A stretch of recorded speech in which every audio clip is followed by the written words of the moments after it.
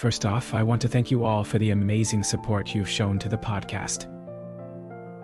If you find it difficult to gain and finish hours-long, 8 to 10 podcasts per week, please subscribe to Most Advanced Featured and Accurate Quick Podcasts, Summaries on Apple Podcasts, Spotify, and YouTube. You can start with free trial, which lets you listen all the podcasts and later, just for the price of candy in most places. It will save you from spending 15 to 20 hours per week catching up. Here is a rundown on how to seduce anyone, build confidence, and become powerful, featuring Robert Greene by Stephen Bartlett. Stephen Bartlett wanted to understand Robert Greene's life journey and how he became the person he is today. Robert Greene grew up in Los Angeles in a middle-class family. His father was a salesman who worked for the same company for 40 years. Robert had a nice childhood, but his parents left him alone a lot, and he was raised by his sister. He became an avid reader at a young age and knew he wanted to be a writer. However, he got heavily into drugs in high school and college, which had a significant impact on his life. Robert had an attitude that people wore masks, and he was obsessed with understanding what was behind the masks. Before writing his book, The 48 Laws of Power, Robert had many different jobs in various industries. He worked in construction, was a tour guide, helped write an encyclopedia, and taught English in Spain. He was searching for experiences and was hungry for weird experiences. However, he was struggling to find his place in the world and was worried about his future. It wasn't until he met a book packager in Italy that he had the idea for the 48 Laws of Power. The book packager offered to pay Robert to write the book, and he took the opportunity. The book was a huge success, selling over 2 million copies in the US alone. It shifted slowly, but word of mouth and publicity from reality TV shows and hip-hop artists helped it gain momentum. Robert's feelings towards the book haven't changed over time, and he stands by what he wrote. He believes that the book is true and has held up, and he's not ashamed of it. Robert defines power as a feeling, an essence, and an emotion. It's a human need and desire to understand oneself and be able to control oneself. He believes that the feeling of powerlessness is corrupting and can lead people to play negative games to gain power. Robert's idea of power is more of an intrinsic force, a perception of oneself, rather than having control over others or influence over others. Robert's definition of power is more internal, and he believes that if you can't control yourself, you're in trouble. He thinks that people need to be aware of their own emotions and behaviors to navigate the world effectively. Robert's philosophy is to never look back and regret nothing, and he believes that his book is a serious effort to get at something timeless. He believes that having no self-control and not being able to control our appearances can make us look weak and powerless. He emphasizes that we need to be aware of our nature and tailor our appearances accordingly. He also mentions that we are social animals and we like to play roles, and that's okay.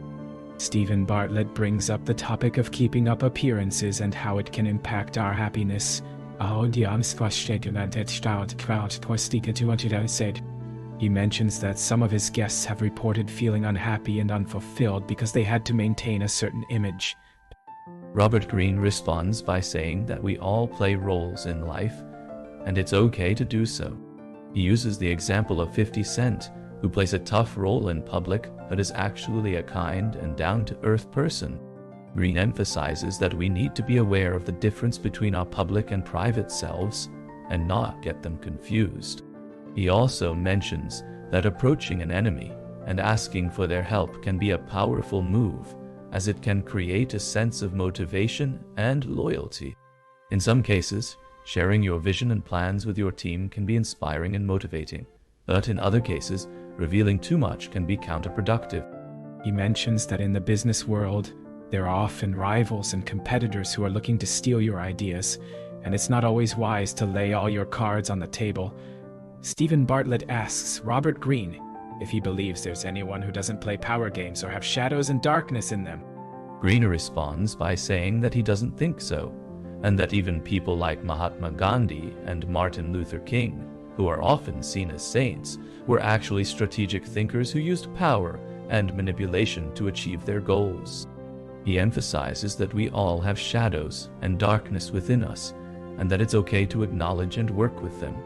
Robert Greene talks about Martin Luther King and Gandhi as examples of people who understood human nature and used it to their advantage. He explains that King was a flawed individual, but he was also a brilliant man who used his flaws to make a positive impact. Greene emphasizes that we all have flaws and that it's impossible to escape them. Greene argues that narcissism is not inherently bad, but rather a natural part of human nature. He explains that narcissism is a way for people to develop self-esteem and to compensate for feelings of abandonment or neglect in their early years. However, he also notes that narcissism can become a problem if it's taken too far. He suggests that people should strive to be healthy narcissists who use their self-love to fuel their passions and creativity, rather than to manipulate others. Stephen Bartlett asks Greene if being a narcissist is objectively good or bad, and Greene responds that it's neither. He explains that narcissism is simply a part of human nature, and that it can be used for positive or negative purposes. He notes that this can be difficult for people to do, especially if they're not used to confronting their dark side. Bartlett asks Greene about the role of early experiences in shaping our relationship with power, and Greene responds that it's a complex issue. He notes that some people who have had difficult childhoods may be more resilient and resourceful as a result, while others may be more spoiled and entitled. He mentions that some charismatic individuals, such as Malcolm X and Marilyn Monroe, came from difficult backgrounds and used their experiences to fuel their creativity and charm. Greene explains that he wrote a book about seduction because it's a high form of power that allows people to influence others without being overtly manipulative. He notes that seduction is not just about sex or romance, but about making people feel pleasure and excitement. He distinguishes between cold seducers, who use manipulation and coercion, and warm seducers, who use empathy and mutual interest to build connections with others. Bartlett asks Greene about the qualities of a great seducer, and Greene responds that it's someone who is outer-directed and attentive to others. He notes that great seducers are not self-absorbed, but rather focused on understanding and validating others. They use this understanding to build connections and to give gifts that show they care. Greene argues that this approach is incredibly powerful because it makes people feel seen and recognized. Bartlett notes that this approach is applicable to romance and dating, as well as to other areas of life. He suggests that being a great seducer is not just about manipulating others, but about building genuine connections and relationships. The attributes of someone who is not good at seducing include qualities like preaching and moralizing, which can come across as having a moral superiority. This can be deeply anti-seductive, especially in a realm that should be about pleasure and equality.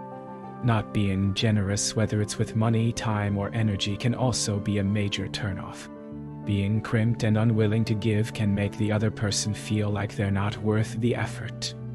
Insecurity is also an anti-seductive quality. It's different from vulnerability, which can be seductive.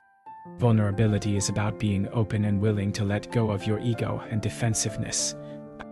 It's about being receptive to the other person and letting them enter your world. This can be a powerful way to build a connection with someone. On the other hand, insecurity is about being self-absorbed and worried about yourself. It can make the other person feel awkward and insecure. When you're on a date and you can sense the other person's insecurity, it can create a problem. For people who are single and ready to mingle, the advice is to put in some effort. Don't just show up wearing jeans and a sloppy outfit. Think about the other person and what they might like. Be creative and take them to a place that's different and appealing. Don't be cheap and try to use a discount code on the first date. This can signal a kind of cheapness in your spirit. There's a difference between being vulnerable and being insecure. Vulnerability is about being open and receptive, while insecurity is about being self-absorbed. When you're vulnerable, you're showing that you need protection or help, which can bring out qualities in the other person that they might not normally have. The idea that things must come easy and quick is very prevalent, especially with internet porn. But winning someone over requires effort and patience. It's not just about hacking or swiping and getting it. You have to work at it and be willing to be rejected. Being with people is a skill that requires practice and patience. For young men who are struggling to seduce a mate, the advice is to realize that it's not going to be easy. You have to put in the effort and be willing to be rejected.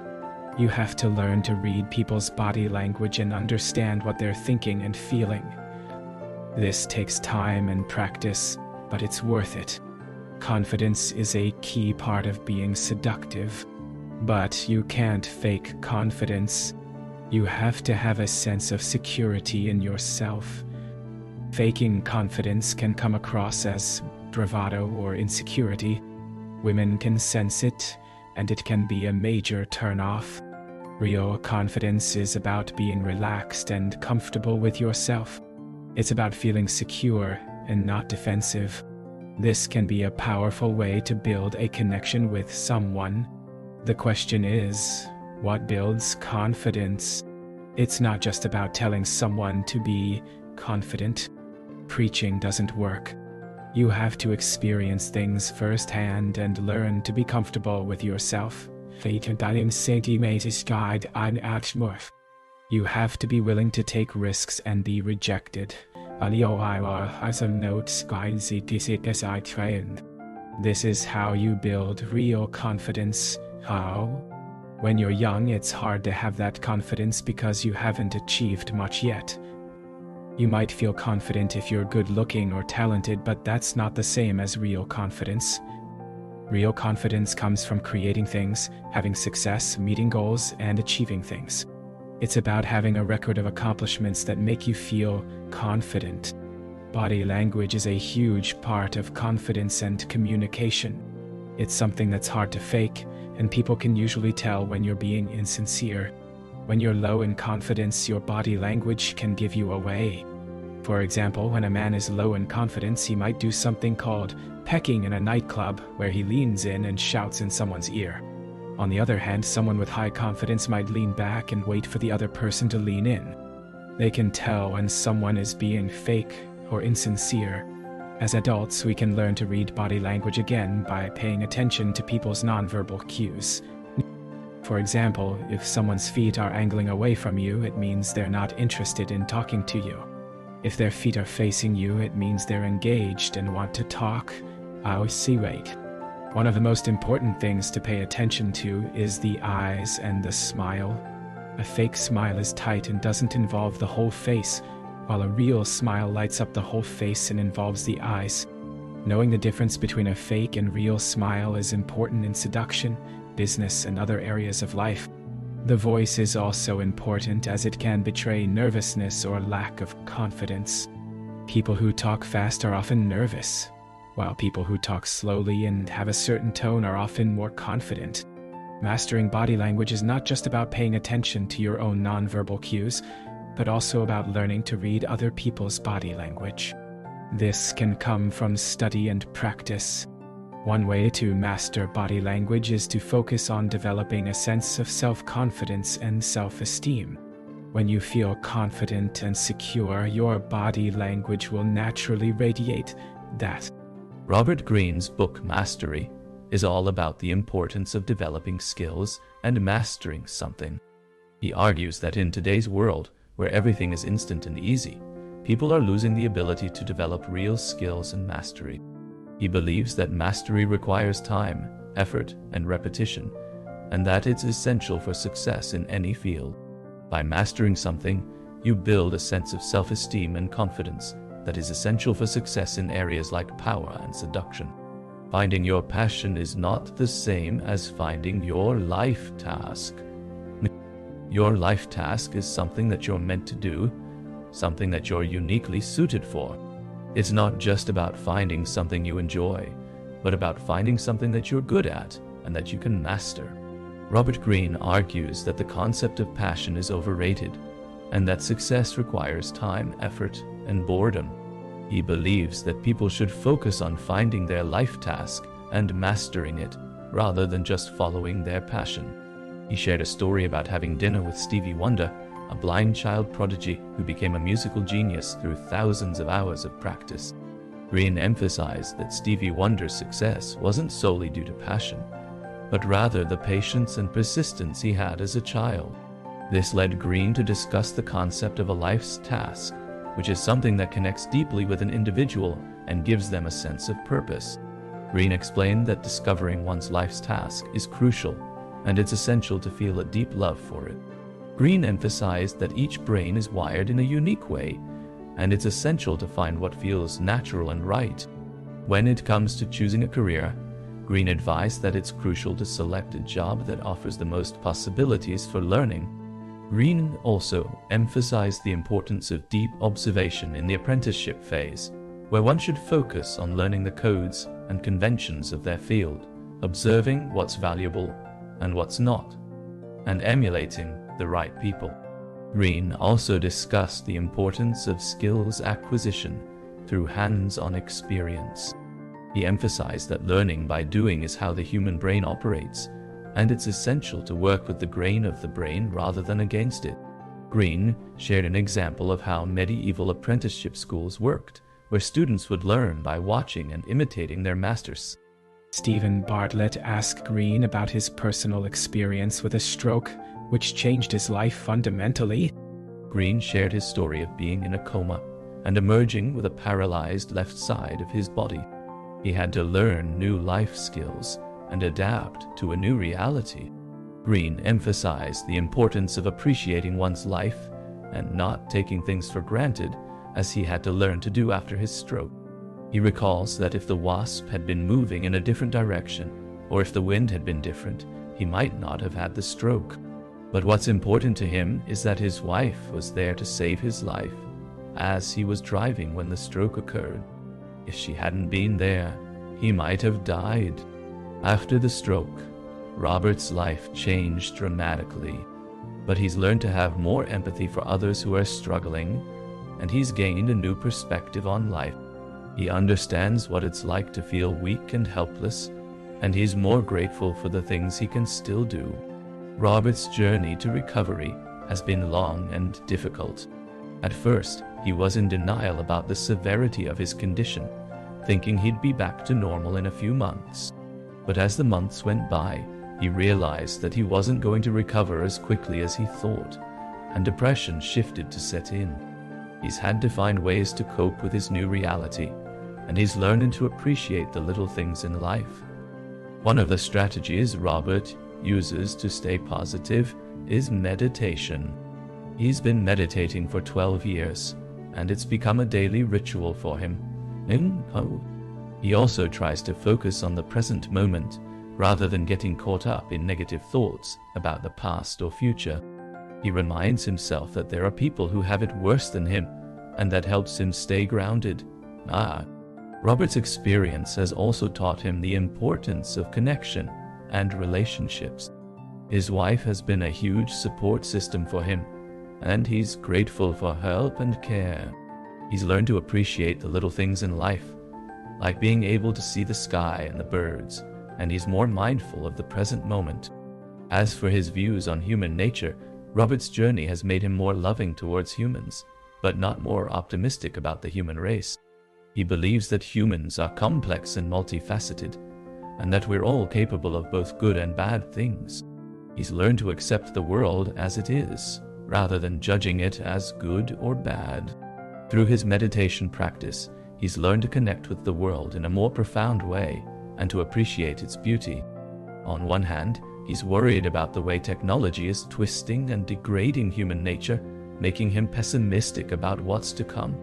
But on the other hand, he finds hope in young people who are growing up in a world that isn't healthy and are likely to rebel against the status quo. He remembers being young and angry about the world, wanting to change it, and sees that same spirit in the next generation. Greene had a memorable dream about 15 years ago, where he was walking around the streets of New York in the year 2072, and everyone looked happy, having finally figured out how to live well in the world. He's not sure if that's a realistic vision, but it stuck with him. When asked about the happiest moment of his life, Greene recalls the time when he was 38 and his book, The 48 Laws of Power, was published. His life changed dramatically, and he felt a sense of excitement and euphoria that he'd never experienced before. He's still riding on that wave, grateful for the success he's had, and aware that it could have turned out very differently. Greene's wife often reminds him of how far he's come, from having dinner with Stevie Wonder as a 12-year-old to publishing a best-selling book. He feels fortunate to have had such an amazing journey and can't complain about his life. Stephen Bartlett thanks Robert for his vulnerability and openness during the conversation, which has had a profound impact on him. Robert in turn praises Stephen for being a great interviewer and listener, making the conversation enjoyable. Before wrapping up, Stephen mentions the podcast sponsor, Blue Jeans, and their new feature, Blue Jeans Basic, which offers high-quality video conferencing for free. He also talks about his recent change in diet, inspired by health experts he's had on the podcast, and mentions a new product from Huel, Daily Greens, which contains 91 superfoods and nutrients. Thank you for tuning in. Please click follow button, and just remember, subscription is only £1 or $1 per month. Leave a comment or review. Until next time, happy listening.